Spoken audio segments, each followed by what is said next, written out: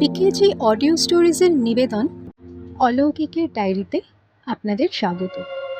শহর কলকাতার ব্যস্ত পার্ক স্ট্রিটের পাশেই দাঁড়িয়ে আছে 1767 সালে তৈরি এক আশ্চর্য জগৎ, সাউথ পার্ক স্ট্রিট সিমেট্রি। দিনের বেলায় এ এক পুরনো ইতিহাসের দলিল, কিন্তু সূর্য ডুবলে আজ আমরা কথা বলবো এই সিমেট্রিরই সেই সব গল্প নিয়ে, যা কিন্তু কোনো ইতিহাস বইয়েরই পাতায় নেই। পার্ক স্ট্রিট সিমেট্রির সবচেয়ে জনপ্রিয় যে ভুতুড়ে গল্প, সেটা খুব বেশি দিন আগেকার কিন্তু নয়। শোনা যায় বছর কয়েক আগে একদল তরুণ সিমেট্রিতে ছবি তুলতে গিয়েছিলেন।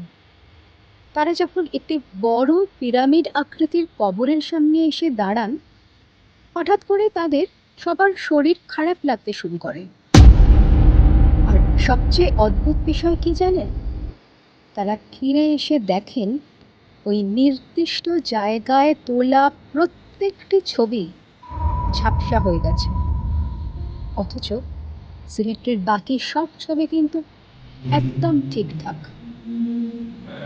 লোকে বলে ওখানে আজও কোনো এক অতৃপ্ত আত্মা নিজের গোপনীয়তা রক্ষা করে চলেছে। এরপর আসি দ্বিতীয় ঘটনায়। সিমেট্রির ঠিক মাঝখানে একটা বিশেষ কবর আছে, জর্জ টেনিসারের। বলা হয় এই পরিবারের সদস্যরা যখনই এই সমাধি পরিদর্শন করতে আসতেন, তারা নাকি বাতাসের মধ্যে এক অদ্ভুত ফিসফিস শুনতে পেতেন।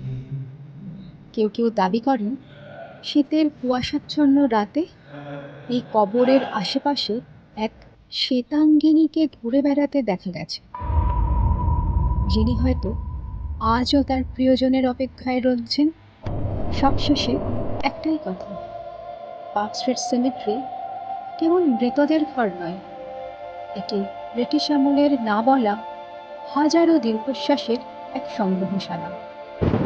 আপনি যদি কখনো গোধূলি বেলায় ওখান দিয়ে হেঁটে যান, তবে কান পাতলে শুনতে পাবেন ইতিহাসের সেই মৃদু আর্তনাদ। আজকের মতো অলৌকিকের ডায়েরি এখানেই শেষ করছি। কেমন লাগলো আপনাদের আজকের গল্প? কমেন্টে বা মেল করে অবশ্যই জানান। আর হ্যাঁ, আপনাদের ঝুলিতেও এরকম যদি কোনো গল্প থাকে, তা অবশ্যই আমাদের সঙ্গে শেয়ার করে নেবেন। ধন্যবাদ।